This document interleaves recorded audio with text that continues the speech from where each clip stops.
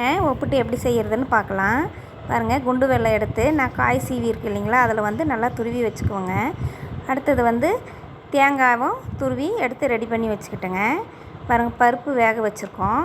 பருப்பு வெந்துடுச்சு.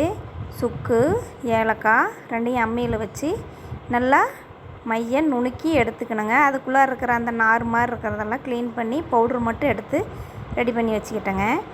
வச்சுக்கிட்டு அடுத்தது ஒரு பாத்திரத்தில் மஞ்சத்தூள் போட்டு உப்பு போட்டு தண்ணி ஊற்றி மைதா கொட்டி நல்லா பிணைஞ்சி அதுக்கப்புறம் கொஞ்சம் எண்ணெய் ஊற்றி ஒரு அரை மணி நேரம் ஊற வச்சுக்கலாங்க.